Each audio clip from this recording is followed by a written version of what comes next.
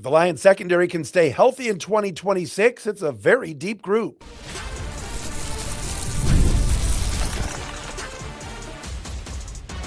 You are Locked On Lions, your daily Detroit Lions podcast.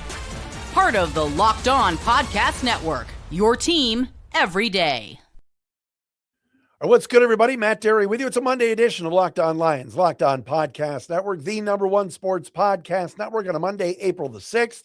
Locked On Lions today brought to you by FanDuel. Right now, new customers can bet just $5 and get $250 in bonus bets if your first bet wins. Head to FanDuel.com to get started. A little bit later on in the show, a little everydayer check-in as one of our listeners checked in and had a really nice message that I want to share. Taylor Decker's saga continues. The latest on him. We've got mock draft Monday. We'll go to theathletic.com and our buddy Nick Baumgardner for his mock draft. The latest there, as we do each and every Monday on the program leading you up to the draft, which is only in a couple of weeks, everybody. But let's start with this. A fan favorite and somebody that a lot of the Lions fans, especially like our everydayers and the hardcore Lions fans, really liked the play of Avonte Maddox last year as a veteran depth piece, Detroit guy, safety that played pretty well for Detroit, especially toward the end of last season with all the injuries that the Lions had on the back end when both Brian Branch and Kirby Joseph went down. And when we talked about the Lions free agents that we hoped they would retain, one of the names that we mentioned a lot was Avonte. He played well. He was solid. A couple of interceptions, some pass breakups. Today, the Lions announced that Avonte Maddox is back on a one-year deal to return to the Lions. So we look at all the position groups. We look at all the rooms, as we like to say, the edge room, the linebacker room, the receiver room. I think it's very safe to say that I'm of the belief that in this upcoming draft, the Lions do not need to draft anybody in the secondary. Maybe an extra corner, but as far as safeties and corners, the Lions defensive back room, the DBs looks pretty good. All right. And with keeping Avonte Maddox now, you look at the corners and you go, a healthy Terrion Arnold and hopefully all the off the field issues are gone. And he will be cleared. First of all, there was nothing. He has not been charged, arrested, nothing. But all that stuff that's going on in Florida, if Arnold is fine off the field and fine on the field, in year 3, he should make a jump. DJ Reed at one of the corners. Roger McCreary, who the Lions signed in free agency, is a very solid player. Izian, who had a good year last year. Ennis Rakestraw, who the Lions are finally hoping, if he's healthy, will contribute and heck, maybe even start at the nickel spot. Khalil Dorsey is solid, and Nick Whiteside had a good year last year in limited snaps. Then the safeties, Kirby Joseph, Brian Branch, Thomas Harper, Chuck Clark, who they just signed, Christian Izian, Avonte Maddox, the 7th-round pick from last year, Dan Jackson, and Lauren Strickland. So I'm looking at how many corners? 1, 2, 3, 4, 5, 7 corners. 1, 2, 3, 4, 5, 6, 7, 8 safeties. And that group looks pretty strong. It looks strong. The Lions must get a bounce back season from DJ Reed. All right. Their biggest free agent signing 2 years ago. Had a really solid start to last season. Injured his hamstring. Came back and was booty. He was terrible. DJ Reed did not have a good second half to last season. He was picked on, struggled in man coverage, and hopefully, if healthy, can be that #1 corner that this team spent a pretty good chunk of change on going into the last season. All right. And that safety group, even if, and I know Kirby Joseph was spotted, I think it was the Tigers opening day. A bunch of people took pictures with him and he looked all right. But even if Kirby Joseph, let's say the knee is just too much to handle there, you've got some depth there. Thomas Harper showed last year he's a playable starter, right? I think Christian Izian is going to be a really nice pickup for this team. Right? Chuck Clark has started games. Avonte Maddox is solid. The Lions have some good depth in the secondary. It's time for Ennis Rakestraw to step up, stay healthy, and be on the field. Right? And the Roger McCreary pickup and the Rock Yassin re-signing, those were good signings. So I think the Lions' defensive back room is pretty strong. And when you're in this division and you're facing the Iceman, Caleb Williams, anybody see that story a couple weeks ago? Our buddy TJ Lang ripping on Caleb Williams for trying to patent the Iceman. George Gervin's the Iceman. All right, come on now. But you got Caleb Williams in the division. You've got Kyler Murray now. And, of course, Jordan Love. You're facing those teams twice. You've got to have a good secondary. All right, we've discussed plenty of times on this show about the pass rush, about getting another edge rusher, which I think the Lions are going to do in the draft. But on the back end, you still got to have guys that can cover these receivers, make plays in the secondary. And, in this passing league and passing division and everything else, you want to have good depth there. And for the last couple of years, unfortunately, the Lions have had just a boatload of injuries in the secondary. I mean, 2 years ago, Carlton Davis went down. Branch missed a few games. Kirby Joseph was really the one guy. Meek Robertson left the playoff game against the Commanders. The Lions, Rakestraw was out. Terrion Arnold was hurt 2 years ago for a small stretch. And so you've got to have depth. You can never have enough corners, but I like the group that the Lions have right now. And I know we talk a lot about free agency and there weren't a lot of sexy signings, but I think Christian Izian from the Bucks, Roger McCreary, getting him from the Rams last year, Titans and Rams. I like those signings. I think those are good players, and they're young. And they're unproven one-year deals. But Avonte Maddox last year, if you look at PFF, came in as one of the top 3 Lions defenders a year ago. Now, didn't play a lot of starter snaps toward the end of the season, but had a good year. And so for all of the hand-wringing about the defense and what's Calvin Shepard going to cook up this year and will it improve and everything else, you've lost Anzalone. You've lost Al-Qadim Muhammad, Marcus Davenport's not coming back, DJ Reader's likely not coming back.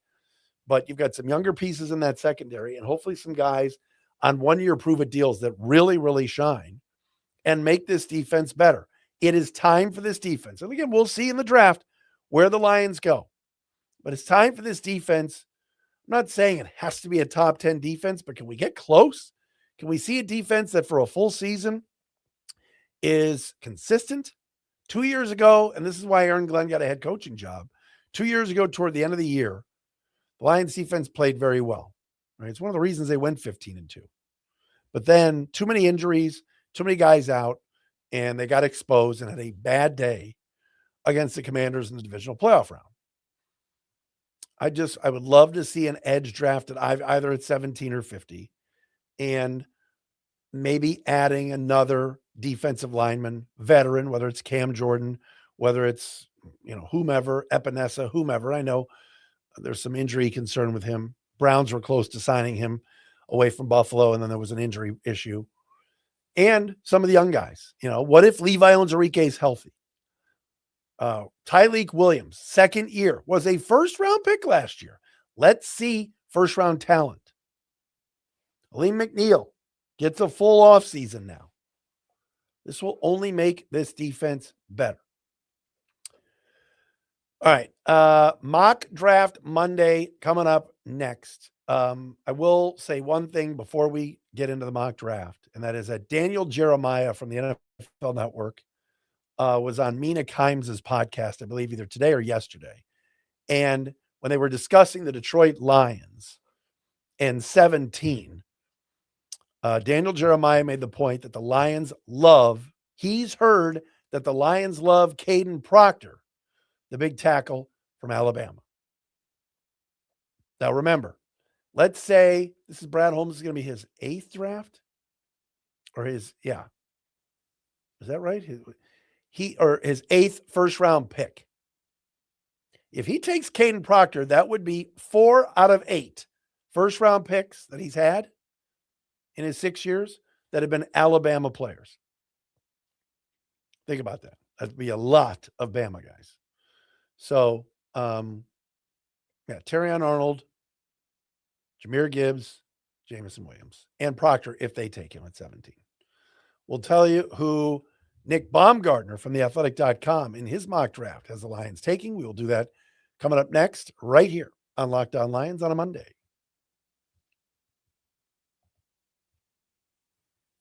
And the podcast today brought to you by Indeed sponsored jobs, workplace chaos, deadlines stacking up, inbox overflowing, and the one position you have to fill is still sitting open. When the pressure's on and you need the right hire, this is a job for Indeed sponsored jobs. Indeed sponsored jobs helps you reach the people who actually fit what you're looking for, skills, experience, location.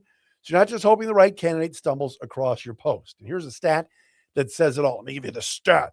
In the minute I've been talking to you, companies like yours made 27 hires on Indeed, according to Indeed data worldwide. So if you're hiring, spend less time searching and more time interviewing candidates who check all your boxes with Indeed sponsored jobs. Spend less time searching, all right?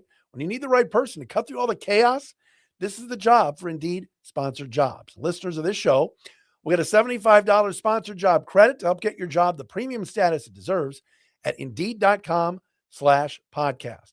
Just go to Indeed.com/podcast right now and support our show by saying you heard about Indeed on this pod. Indeed.com/podcast. Terms and conditions apply.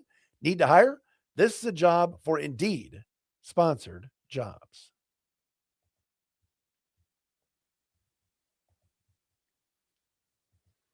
All right, back on the program. Thanks for making Locked On Lions your first listen. Thanks for making us the #1 sports podcast network. Don't forget, check out our Locked On Lions Everydayer Club for ad-free episodes, access to our group chat on the Discord, Locked On Lions group chat on Discord, where we can hang out and talk.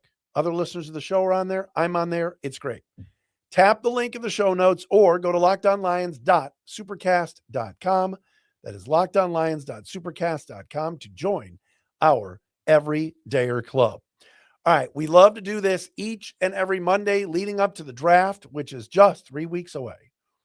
And that is Mock Draft Monday. And today, our friend, we've had him on the program, we'll have him on the show again soon, Nick Baumgartner from theathletic.com has his mock draft today. Top 100 players. So we will have not one, but two picks for Detroit in the mock draft from Nick Baumgartner. As we always like to do on Monday, we give you the top 5 first. Number 1, any guesses? Yeah. Fernando Mendoza to the Raiders. Number 2, Arvell Reese, linebacker, edge, Ohio State to the Jets. Number 3, Arizona, David Bailey, edge, Texas Tech. Number 4, Sonny Styles, linebacker, Ohio State to Tennessee. And at number 5, the Giants, even though they've got Scatabo, take Jeremiah Love, the running back from Notre Dame. That's what Nick Baumgartner thinks at the Athletic. Now, many people have had Monroe Freeling going to the Lions at 17. But in this mock draft, the Rams at 13 take Monroe Freeling. At 17 in this mock draft, Nick Baumgartner selects Caleb Lomu, tackle, Utah, for Detroit. Nick writes, quote, the Lions likely will move Penei Sewell to left tackle next season, potentially opening the door for either veteran Larry Borum or a rookie to take over right tackle. Lomu, like Fano, his line mate at Utah, Spencer Fano, is athletic enough to play on either side, and he's young enough to benefit from a situation like this. Now, again, we told you earlier that Caden Proctor from Alabama is something that Daniel Jeremiah has heard the Lions like. He doesn't go until 27 in this mock draft to the 49ers. Forget the Proctor is 6'7", 352. Round 2 mock draft from our man Nick Baumgartner. He has Ty Simpson, the quarterback from Alabama, going number 1 in the second round, 33 overall to the Jets. But for Detroit at number 50, Nick has the Lions taking an edge rusher, and that would be Derrick Moore, the pride of the University of Michigan. So the Lions would get your tackle at 17, right tackle of future, in Caleb Lomu, and they would get an edge rusher, Derrick Moore, at number 50. And again, as I just told you, because the Lions have a lot of good depth at in the secondary. There is not a secondary player or a secondary piece that I could see the Lions drafting that early. So another mock draft, a multiple round mock draft. And again, this is top 100. Lions do not have a third round pick. That you're seeing a tackle and an edge going first and second for Detroit, which I think most fans want. Heck, I want. I get it. Brad Holmes always says best available player. Who's on the top of our board? But in this instance, there's just these needs that the Lions have at right tackle and an opposite edge that are just too big not to address in this draft. So, all right, the latest on Taylor Decker. So we told you a couple of weeks ago or last week, whatever, about Taylor Decker's visit with Justin Rogers from the Detroit Football Network, in which Taylor says he still hasn't spoken to Brad Holmes or Dan Campbell, a little bit hurt by it, etc. We've been through that saga. Two things stood out as the Lions Collective had a new episode of their podcast, and Justin brought up more about his conversation with Taylor Decker that did not make his story. One was about rumors that because Ben Johnson did reach out to Decker to check in on him, what about Taylor Decker finishing his career, or at least going to the Chicago Bears? Touchdown Bears. Decker reportedly, and according to Justin Rogers, is not interested in going anywhere in the NFC North. Justin said on the Lions Collective pod, quote, Decker wants to play for a winner, but he's kind of thinking about, is it cheap to win somewhere else after you've invested all your energy emotionally and physically into one franchise? I'll tell you that he's pretty anti-playing for the Bears and Packers. That's the Lions background. I know Ben Johnson did it, and that was the right situation for him, but Taylor feels kind of dirty about the idea. It's just not interesting to him.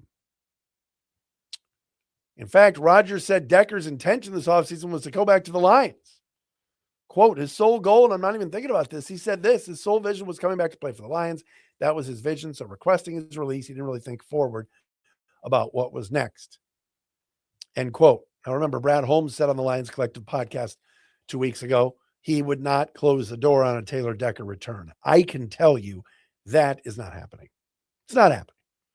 Not saying the bridge is completely burned to the ground, but Decker's still pissed. He hasn't heard from the team. Just on a personal level. All right. I'm not rehashing this.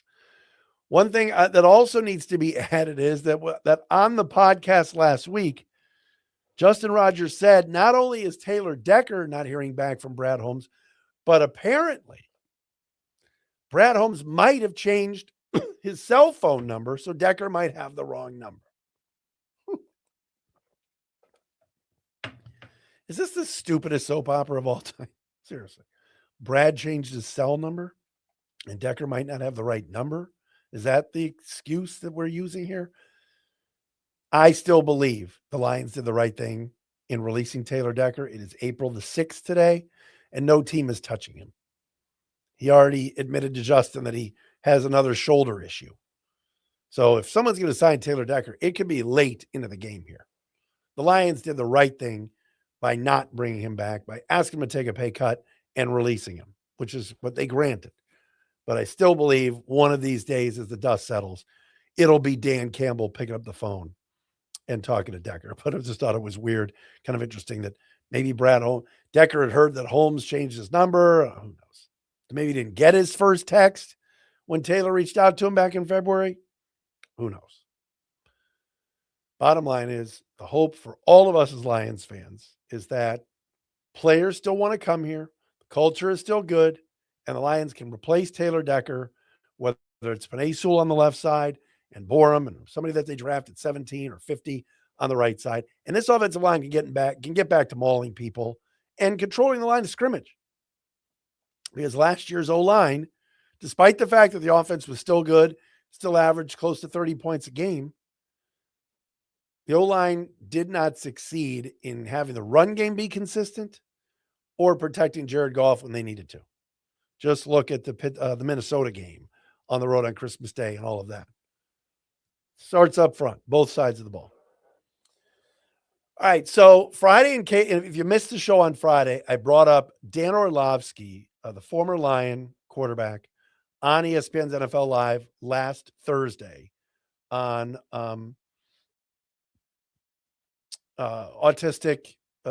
National Autistic Appreciation Day or whatever. It was Autism Awareness Day, excuse me. And Orlovsky's son went on the show on ESPN's NFL Live, and everybody was bawling their eyes out. His son is highly autistic and was phenomenal on the show.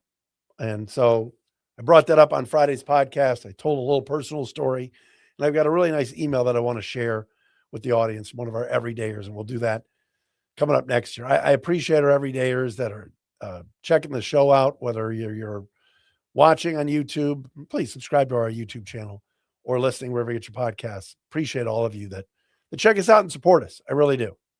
I really do. And that includes Section 344 on Twitter. I don't know this man or woman. I don't know them. They didn't like a certain tweet that I had last week and called me a name. Section 344, you're always good with me. You're always promoting us. You never tag me, though, but I appreciate you. All right, back after this.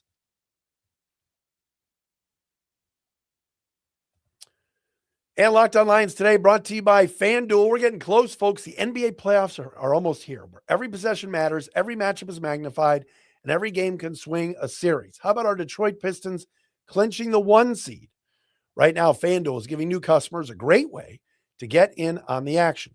All right, here's what I like about it. You can bet just $5 and get $250 in bonus bets if your first bet wins.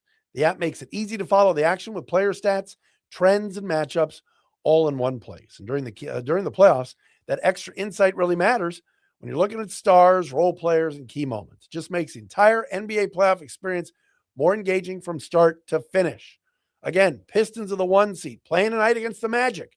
Want to put some cake down tonight? You can on FanDuel. Here's what you do. Go to FanDuel.com. That's FanDuel.com to get started.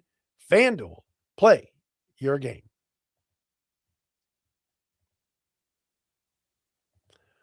I got a really nice email last week from one of our everyday listeners, David Andruccioli. David, thank you very much for sending this in. Matt, sorry for using your business email as I can't seem to get the SpeakPipe access to work. I don't know why that is, but I'm going to look into that. I'm an everyday listener, and I just wanted to give you a two thumbs up on your Friday Locked On Lions segment on Dan Orlovsky's son, Madden. I have an autistic nephew. I sent your Locked On Lions segment to my brother and sister-in-law in Pittsburgh, and they were quite touched by the attention you brought to this issue. I myself grew up with an intellectually disabled uncle who taught us not only how blessed we were as healthy children growing up, but also a sense of empathy for others with this condition. He was also our favorite uncle, to say the least. Great show, Matt. Go Lions. That is from David Andruccioli. David, thank you so much for the email. Appreciate that. Dery speaks at gmail.com, by the way, if you want to email me. But thank you, David. Look, we talk about this all the time. We rip on everybody. We're in a negative society right now. And it's very easy to go on social media and just trash somebody. It's the way of the world we are at the moment. I just thought Thursday or Friday, talking about Thursday's NFL Live, I thought bringing some attention to Madden Orlovsky and to Dan Orlovsky. Dan was a good idea, because sometimes we view our athletes, we view former players and everything else in a certain light. They go on TV, they say stuff. There's a lot of negativity out there. And I thought, Dan, I have a newfound respect for Dan as a father, being able to see his son and just how certainly affected he is by autism, but to watch him thrive on TV. I just thought it was really cool. And I wanted to read David's email because you, the listeners, are so important to us, and appreciate your time and in taking the time to reach out to me and everything else. Look, we're in a weird spot with the Lions right now as a fan base, because we've been spoiled by such good teams for the last 4 years. And this year at 9-8, things did not go the Lions' way. And finishing in last place really was a downer for most of you. But let me tell you something. Lions fans are the best. The Detroit Lions are a good franchise again. They are. All right? They are. And this was a team just a couple of years ago 30 minutes from a Super Bowl. And I think this club here this year has enough talent. I want to see what happens in the draft. I want to see if they can do anything in free agency, post-draft, and all of that. But this club's going to be good. Think about what they're talking about in other cities about, in Minnesota on K-Fan, sports talk radio station. J.J. McCarthy, Kyler Murray, will either one work? Go to Cleveland, listen to 92.3 The Fan there. Deshaun Watson, Shedeur Sanders. People wondering about their quarterback situation in other cities. And I get it. In our division, really 3 out of the 4 cities, you're going to have. We got a really good one in Jared Goff here. Jahmyr Gibbs. People are talking about MVP for this coming season and how good he can be. So there's still a ton of talent here. And, Lion fans, y'all want to win her badly. And so we are kind of in a weird space right now with how we coped with not even making the playoffs last year. And the fact that the Bears won the division, which was a total bummer, to say the least. But it's an exciting time for sure as we get ready for the draft. Jason Lockenfora, NFL Insider, is going to join us, I think, either Wednesday or Thursday. I'm working on Jason right now. We're getting some schedules together. We will catch up with Nick Baumgardner, if not this week, next week. Much more to do. Oh, Dane Brugler this week as well. He's got the Beast, or whatever it's called, his gigantic mock draft or draft preview coming out. We're going to talk to Dane. We got a lot to do this week. Jason and Dane for sure. Right here on Locked On Lions. Thanks, everybody, for making us your first listen, checking us out wherever you get your podcasts. Shout out as well, not only to Lions fans, Red Wings fans, I'm thinking about you. Oh, my gosh. Just deep breaths, Red Wings fans. Maybe they'll go on a run here late and get into the playoffs, but I'm thinking about you. Don't forget Locked On Red Wings with Brian Fisher. All right, back again tomorrow.